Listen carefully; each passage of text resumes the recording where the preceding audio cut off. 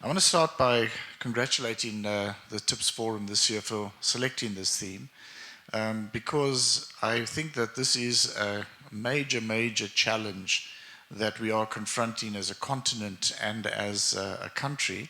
How do we promote regional industrialization through, among other things, developing regional value chains?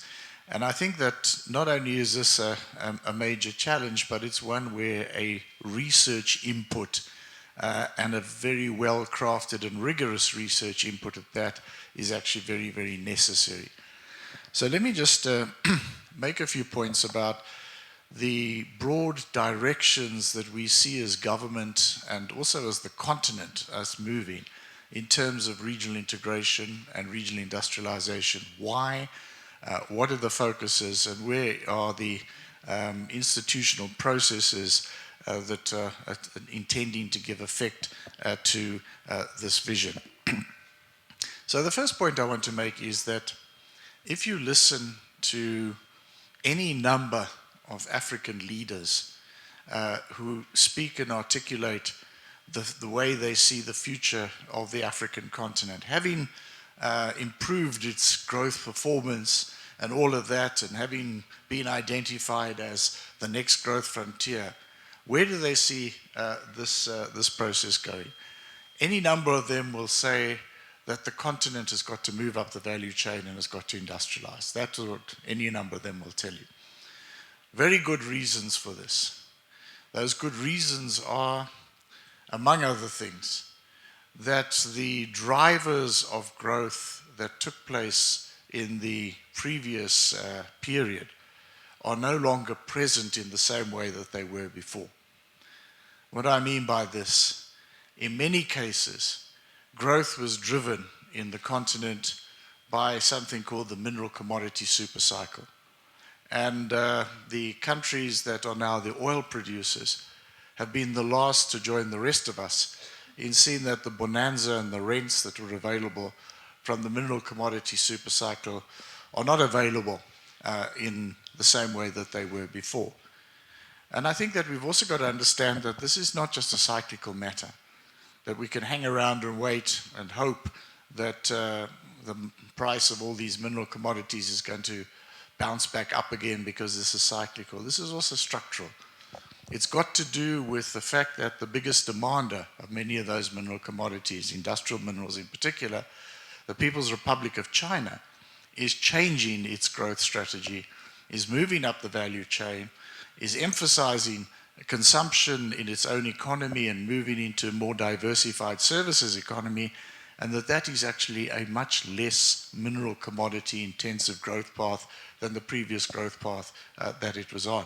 And there's nobody around it, and by the looks of it, that's going to jump in and fill the gap in the same way. In South Africa, if you look at the current iteration of our industrial policy action plan, you'll see there they say, well, the obvious need of South Africa is that we need to promote higher levels of inclusive economic growth. I want to emphasize the inclusive part of it, but high levels of growth. And the analysis that is coming out of the IPAP is saying, well, if we look back over the 84 quarters that preceded the end of last year, that takes us into 1993, we had growth of 5% in only 16 of them, 16 of the 84 quarters. And what was it that drove the growth during those periods? Well, it was consumption, and it was the mineral commodity supercycle. With the balance of trade as it is, we can't any longer expect to live on a consumption-driven growth path, and nor can we rely any longer, as I've already made the point, on a commodity supercycle. So what we've got to do, we've got to move up the value chain. This corresponds with all sorts of other pieces of research or data that we can just mention. I've quoted this one, maybe many of you have heard this one before, but I think it just tells the story. It's a study by KPMG, which is called Africa Risen, which was done last year, presented last year. And they said that Africa produces and exports coffee, which receives 6 billion rand of value. $6 billion rather, US dollars of value.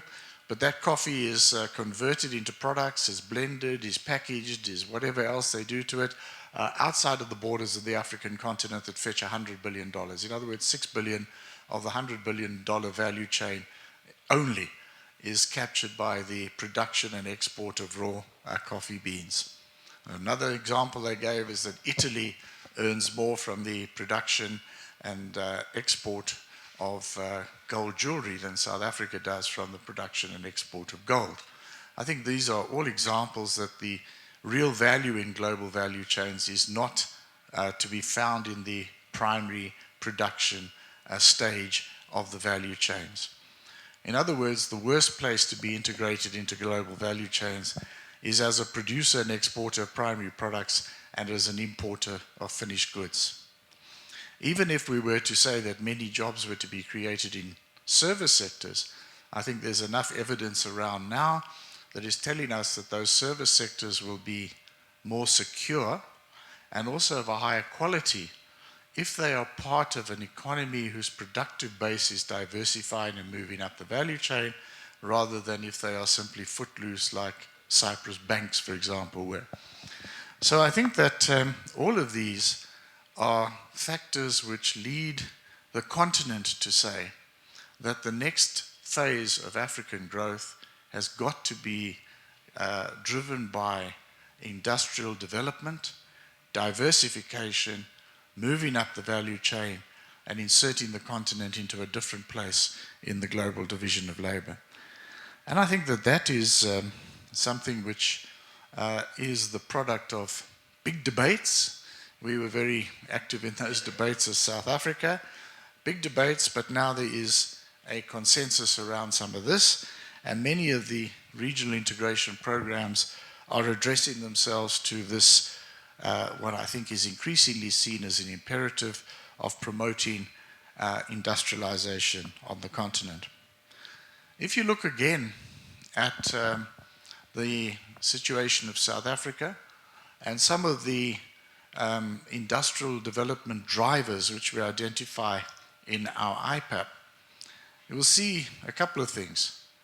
First of all, we have a consistent trade surplus in the African continent, and our exports to the African continent have a higher proportion of value-added products than our exports elsewhere. Of course, it is our objective in all of our external trade relations to try to promote value-added exports. Wherever we are, we try to promote more value-added exports, but the fact of the matter is, of course, and I think for good historic reasons, it's well understood that the African continent is where we have a significant presence in our trade basket of value-added exports. If we look at our drivers, a number of them, I think, speak directly to the continued processes in the region, where we see, for example, that among the drivers are infrastructure-driven industrialization, where I think that we're looking, of course, to use our own domestic infrastructure program and some of the localization measures that go along with that to drive a reindustrialization, particularly focusing on capital goods, transport equipment sectors. But also I think we're seeing that those firms must also become part of a continental process as well, where infrastructure development programs will also take place and provide opportunities there. Mineral beneficiation. I think that these are very, very hard nuts to crack, but I think that we can see that if we act together as a region and a continent, we will be able to affect some of the policy changes that are required to support mineral beneficiation more easily than if we just act as individual countries. And then the other one is the one which is the focus of attention here, is regional value chains. How can we develop regional value chains that support industrialization, not just in South Africa, but also in the broader continent and region? And if that gives rise to growth, a new growth spurt on the continent, it will be a growth spurt that will benefit industrial development here in South Africa as well. And so I think that that is the sort of background and the perspectives on regional industrialization that we support as South Africa, and that we're also seeing increasingly large numbers of other countries on the continent are also supporting. So how does this then lead into the approach that we've been taking on regional integration? I think it was mentioned by the speaker from UN WIDA when he said that we're not going to be seeing the SADC Customs Union anytime soon. A few years ago, the debate on regional integration was a debate about deepening integration within existing regional communities. It was about setting time frames for SADC to move beyond the current free trade area that is in existence in SADC into a customs union, and also then into things like monetary union. That was the focus of attention, to move to move further up Jacob Weiner's ladder of regional integration, and to see this as the focuses of attention of the debate on regional integration. Now, we were, as South Africa, extremely wary of those debates. We started to ask ourselves and ask some very fundamental questions. What does the movement from a free trade area to a customs union, what does this bring in terms of opportunities to promote intra-regional trade? And the answers that were coming even from the researchers that were doing the research is nothing. Because if you have a free trade area, you already have duty-free trade among yourselves. The customs union simply means you add on top of that a common external tariff. And people were telling us that there were advantages because we could lock in low tariffs towards the world as a whole, and we would then benefit because we would somehow or other be integrated into global value chains.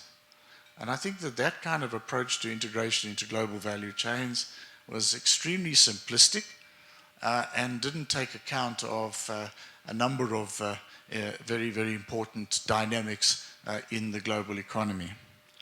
We have, for example, as South Africa, we have, I think, successfully managed to integrate one of our sectors into global value chains. That's the automotive sector, where we were producing essentially for a local market, and then we changed the programs in the 1990s, and we've managed to integrate our productive activities into global value chains. That required a pretty significant and pretty costly effort by government to achieve that. That didn't come simply on the basis of trade liberalization. We've seen other examples practically. There was a company in Cape Town that was an international company. It was bought by another international company. It produced fire alarms.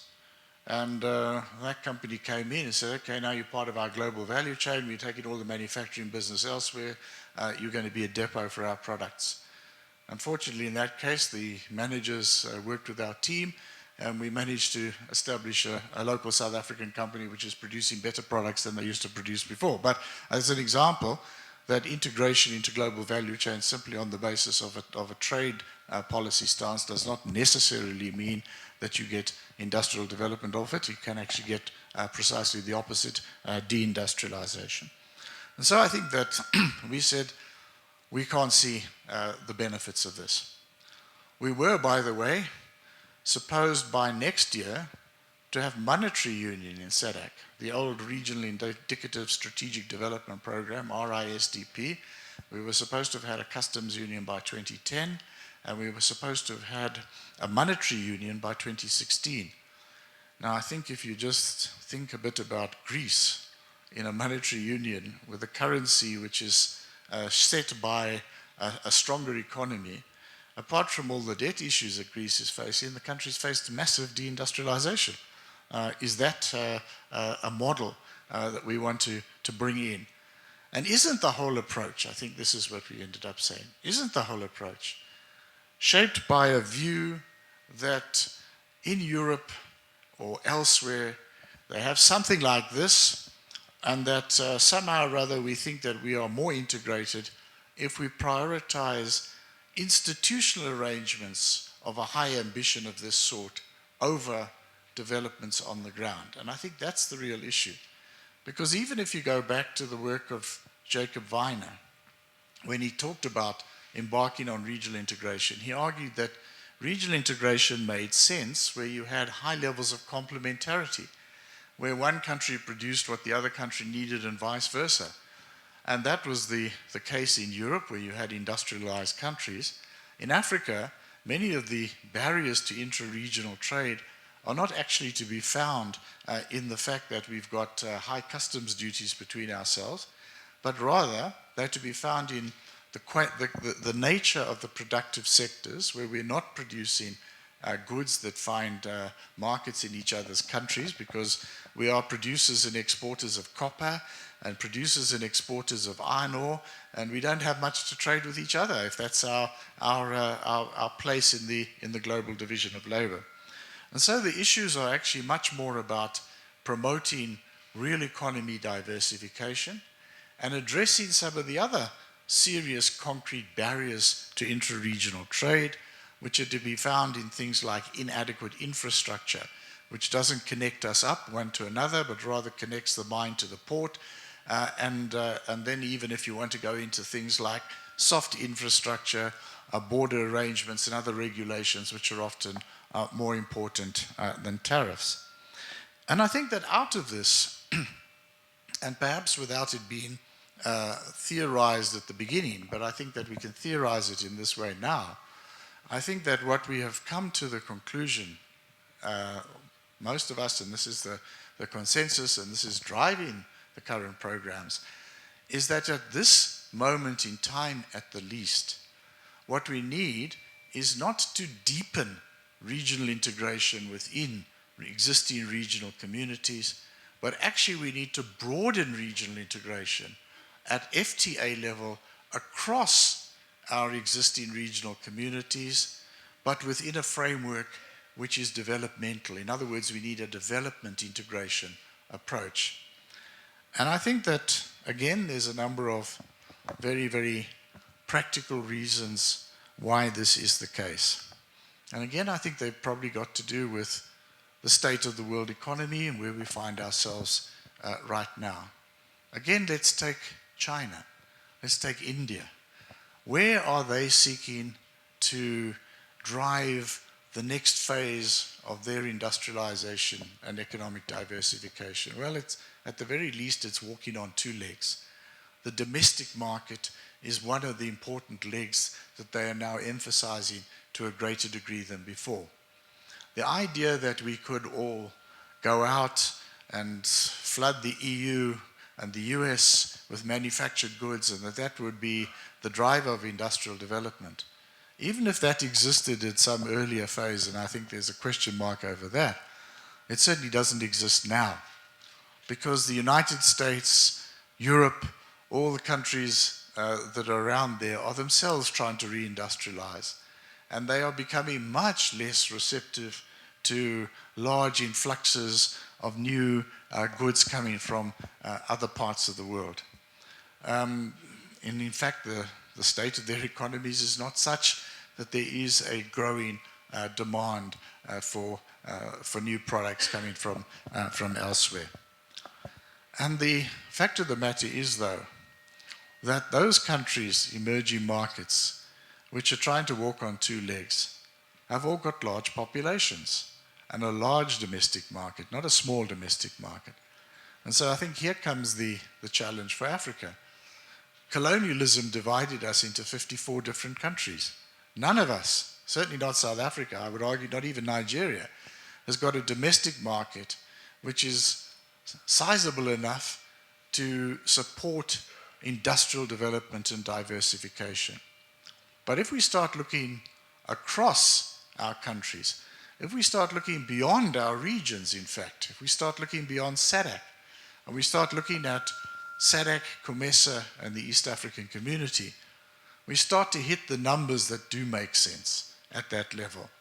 We start to talk about 500 to 600 million people. We start to talk about something like a combined GDP of over $1 trillion US dollars.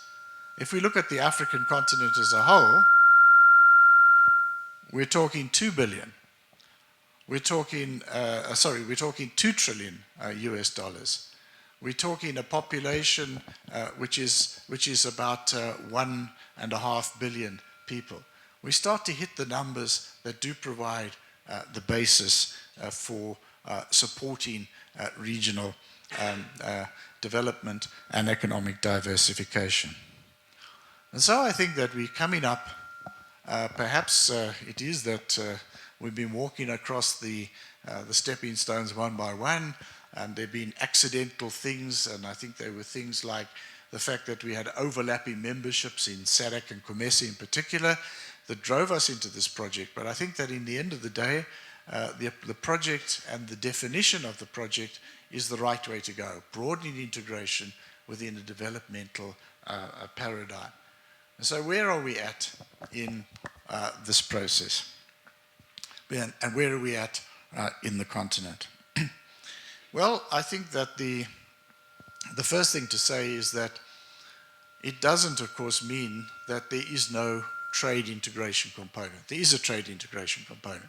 We have to have an FTA in place. We have to have an FTA in place, not least because all of us in different regions are negotiating something like this with the European Union. And if we don't, we will be trading with each other on worse terms than the European Union. That can't be the basis of developing regional value chains. So we do need an FTA in place. So we've been on this journey for some time now. We basically said, and I think pragmatically so, that we're not going to try to reopen the trade arrangements that exist within each regional community. So we're not going to reopen the SADC trade protocol.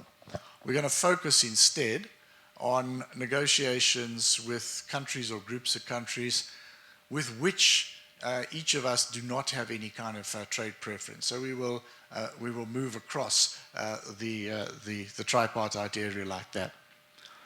We had a summit in Sharm el-Sheikh. I was there last month, and this summit adopted the legal agreement for the establishment of the tripartite FTA, and it also set a time frame of 1 year to conclude the outstanding, which actually is the majority of the tariff schedule negotiations that have been started in one form or another.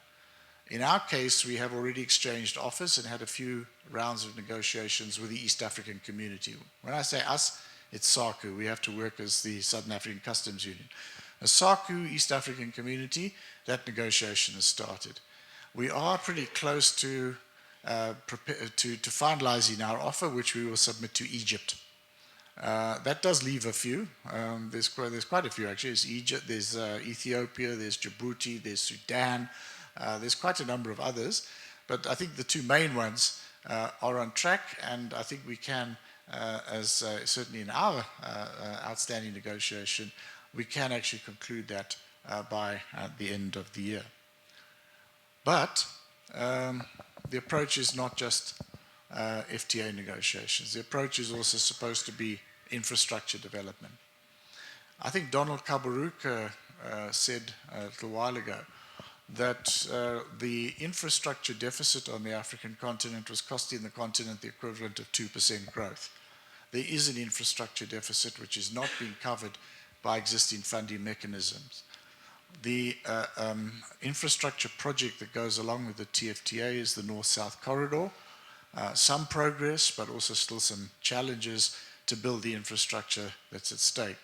One of the reasons why we have been so keen on the BRICS New Development Bank, which is now up and running, is that, and why the first regional office will be established here in South Africa, is because we see that there is an opportunity to tap into other funds which can, among other things, support regional infrastructure development across the African continent and provide greater connectivity between our countries. The industrial development pillar, however, is very, very behind at the tripartite level. What we did do, though, was at the SADC level, there was a special conference that took place about a month or so ago of SADC, which was entirely devoted to the development of the SADC industrial development strategy. That strategy, I don't know if you've seen it, I think it's worth looking at, is a piece of work which I think we can say is a strategy document. I often compare it to our own National Industrial Policy Framework. It covers much of the same sort of ground. It indicates the domain of potential actions which can be taken to support industrial development, with a big focus and a big expectation on regional value chains. And the other critical issue that I think we're all going to have to confront is the question of financing. Because the observation is made, which was the same observation we made when we introduced the first iteration of our current industrial policy action plans, is that private credit extension does not go to support productive investment. By and large, it goes to support consumption-driven activities. And the question of the role of development finance institutions and what these might mean in terms of regional industrial development, these are going to be massive, massive challenges as we move further forward. At the level of the continent, let's just say, of course, the AU had reached the obvious conclusion from the tripartite process, and of course it is a really critical question for us as well. What about the rest of the continent? What about West Africa? What about the rest of North Africa? Because Egypt and Libya are part of the tripartite. What about the rest of North Africa and of West Africa? And so the conclusion was reached that, well, we need to move towards a continental FTA, which is a journey that we also support. The negotiations for that were opened at the AU summit that was held here in Johannesburg, but the time frame, let me just put it this way as diplomatically as I can, is extremely ambitious. The negotiations are supposed to be concluded by 2017, and that is including also a trade in services component, which in the tripartite is put into phase 2, but in phase 1, the current phase of negotiations at the continental level is supposed to include a trade in services component as well.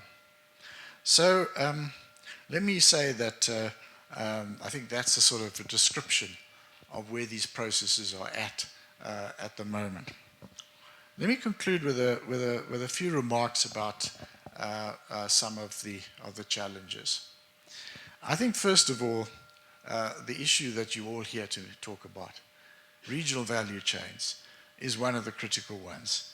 We've identified, I think, in very, very broad conceptual terms, that there are things called regional value chains that can include manufacturing which involves inputs from different parts of the region or the continent, and that the identification and development of these is a critical component of African industrialization. And I think that is one of the challenges. And I think that actually getting down and dirty and really understanding and analyzing what are these regional value chains. Sometimes people talk about, well, auto component manufacturing can go to other countries, and some of us, like South Africa, can be the automotive manufacturers and things like that. Well, I think that there is a bit of migration that takes place here and there, but how and what should we be doing to support an inclusive set of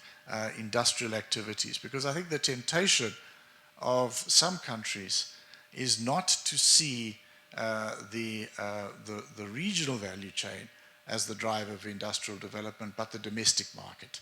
And that can lead to people saying, well, we didn't have the industrial pillar in place when we had the SADC trade protocol, and therefore there's no need for us to respect the SADC trade protocol. And I think that what that would mean in practice would mean undermining a tool that could be in place that could support the emergence and development of regional value chains. For South Africa, we have, of course, supermarkets and exporters in all countries with a high proportion of South African products on sale. I think that this model of us is going to have to change. We're going to have to move into a different spot in regional value chains.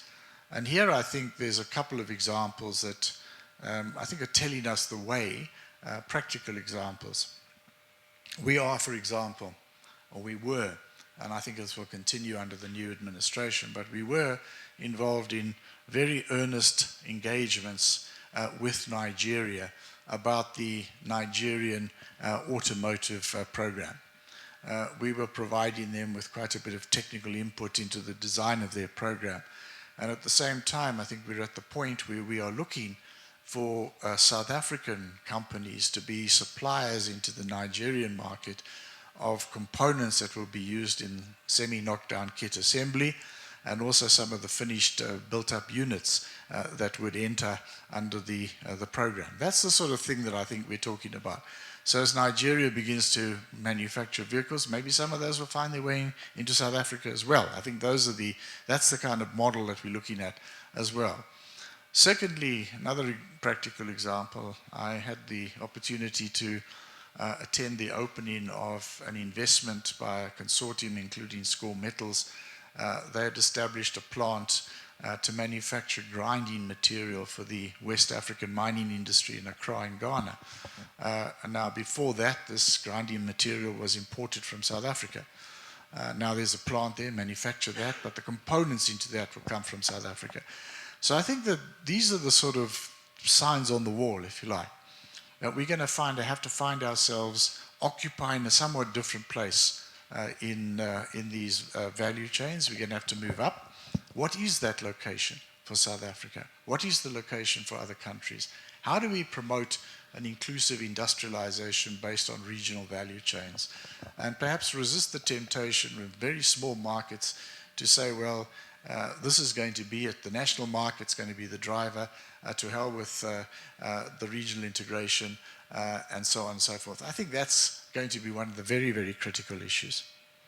The other one I was saying was the question of finance, investment and finance. Now I think that doesn't all come from DFIs.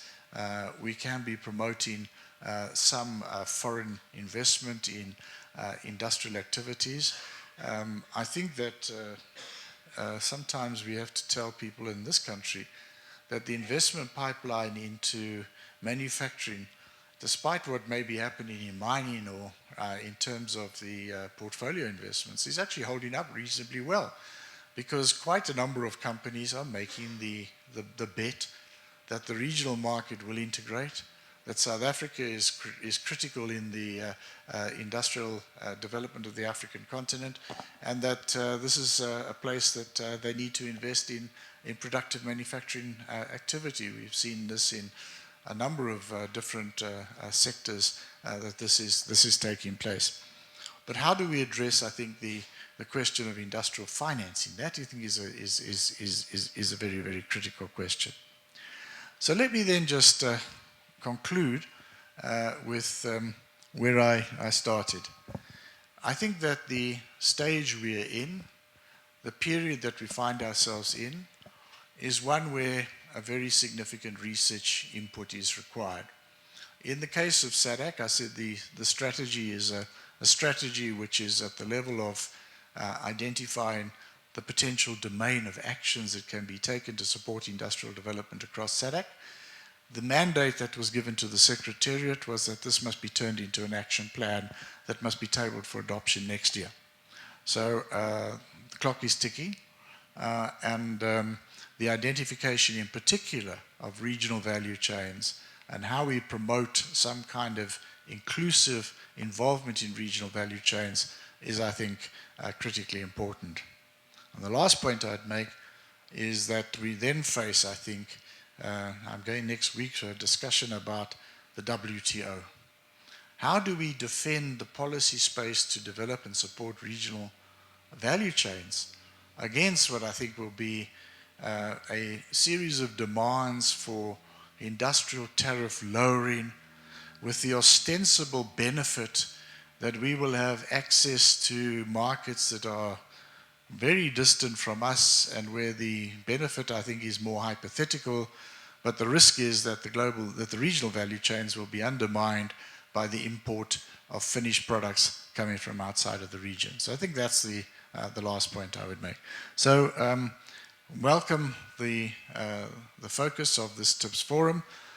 Wish you well and look forward to receiving a report of the outcomes, and I hope that you have a good and valuable conference. Thank you very much.